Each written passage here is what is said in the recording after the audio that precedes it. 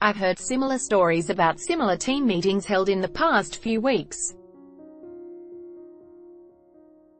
Of players at one Sydney club already fearing their season will be cruelled by sins of the past. Of leading players harassing reporters to see what they know, and player managers doing the same.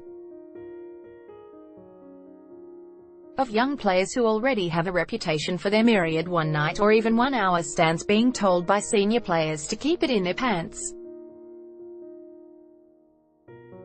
Loading and, while they're at it, keep their camera phone there, too.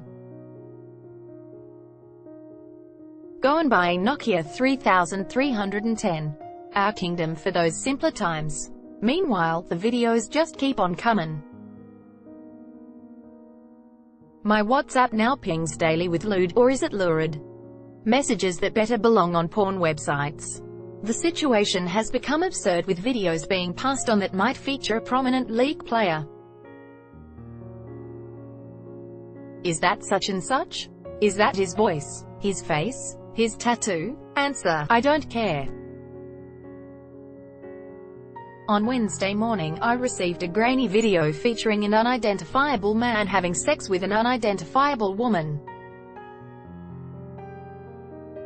It was suggested to me that it was a player, but, in truth, you cannot tell. How good is it? He asked her. How good is rugby league? How good is it? How good? Huh? How good is it? Huh? It's a mess. The NRL slowly opened one eye and bravely launched its season with a sparkly function at the Bondi Icebergs on Thursday night, with a handful of leading players standing on top of a clear perspex platform laid over the famous ocean baths.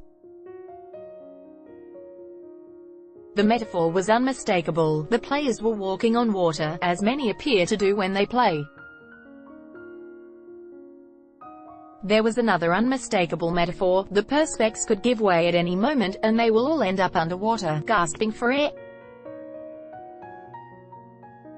Off-field, NRL Chief Executive Todd Greenberg has spent the off-season putting out fires related to player behaviour. Credit: Penrith have been dunked like a donut in the last week, despite all the warnings their young playing group has received in recent years about the dangers of casual sex, camera phones and social media. The decision by whoever to leak videos featuring May and teammates Tyrone Phillips and Liam Coleman onto social media within hours of NRL Chief Executive Todd Greenberg fining Dylan Napper over the Big Pappy tapes is what has many clubs and players on edge. The Panthers have no doubt this was done to sabotage their season. Ivan Cleary was controversially brought back to the club by Chairman David O'Neill to win a premiership. He's already under enormous pressure to nurse a side shaking about what might come out next. The Panthers' culture has also been questioned, with former Blues coach Laurie Daley brutally lining up the club on Sky Sports Radio earlier in the week. "I wouldn't want my son to play for Penrith," Daley said. "And I wouldn't want my daughter to go out with any Penrith player.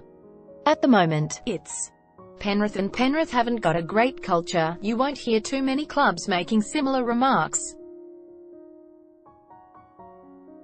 "I know footballers too well," says one. "We could be next." Bad behaviour. Laurie Daley blasted the Penrith club culture. Credit: Penrith Supremo Phil Gould has been rattled by the events of this week, which isn't easily done because he's seen some things as a player, coach and administrator. He resigned as Blues coach in 2004 over the Mark Gasnier fire-up scandal. More than a few people have asked this column if Gould might quit his post at Penrith over this. It would surprise if he did. Penrith handled the crisis as well as they could, bringing the videos to the immediate attention of the NRL Integrity Unit and asking investigator Karen Murphy to come to Penrith to interview those implicated as soon as possible. They weren't prepared to let this drag on like the Jack de Belin situation. A day later, Nay was arrested and charged with filming 2 women without their consent and disseminating those videos without their permission. The thinnest of silver linings out of what's happening is that this issue, again, lifts the lid on the game's attitude towards women. The sex was consensual,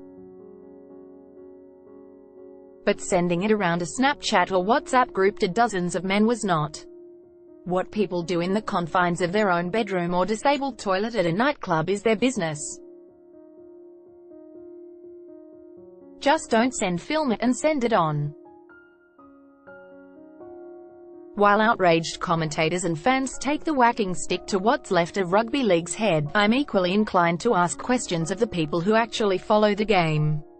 Loading on Monday night, the children of former Penrith enforcer Mark Guy started receiving messages from friends telling them about social media speculation that Guy's 22-year-old daughter was in one of the Tyrone May videos. They told their dad. Guy was furious. How furious? Sin binned by Bill Harrigan in the second half of the 1991 Grand Final. Furious. By Tuesday morning, the wildly incorrect rumor was the talk of the town. The Guy family was devastated and remained so.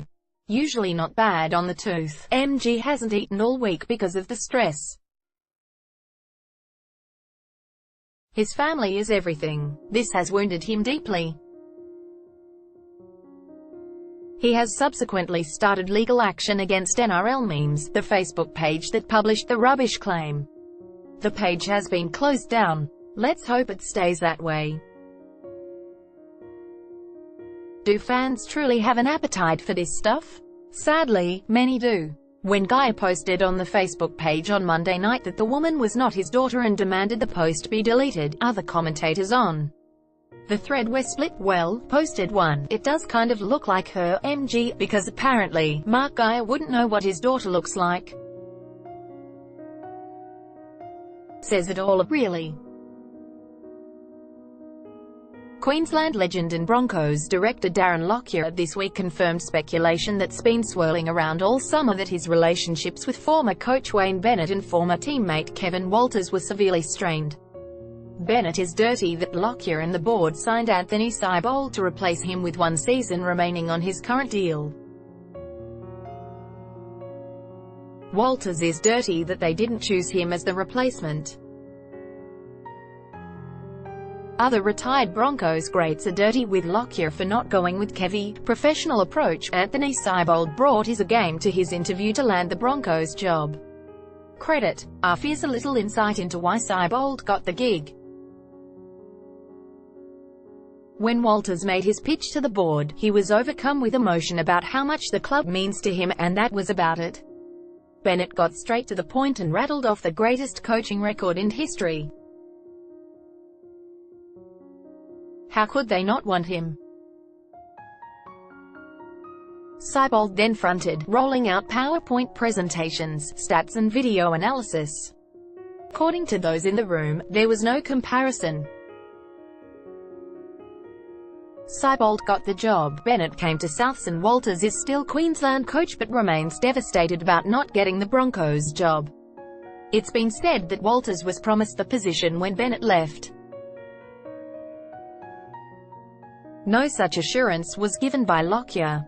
Loading, from poor administration and a fraudulent activity to an act of gross stupidity, NRL Chief Executive Todd Greenberg's seamless segue from announcing salary cap sanctions to the Dylan Napa, Big Pappy, sex tapes neatly captured his job description. Thumbs up. Vale Les Carlyon, the peerless writer, reporter, author, yes, none of these nouns seem adequate, who died on Monday aged 76. He brought the magic of horse racing to life, along with anything else he wrote about. And if you were lucky enough to meet him, you'd know he was as humble as he was brilliant. Thumbs down. If you didn't know any better, you'd think the NRL floated its wildcard weekend concept to divert attention from its off-season from the seventh circle of hell. Giving the 9th and 10th place teams a chance of making the finals means everyone's a winner. Which means nobody is. The Waratahs, who host the Reds at the iconic SCG on Saturday night. The field has been rotated so it runs east-west, giving it a better view from the members' area. Worth taking a look. It's an even bigger weekend. The Newcastle Jets, who are soaring at the right time of the never-ending league season. They can continue their run at the finals against the Mariners in Newcastle on Saturday.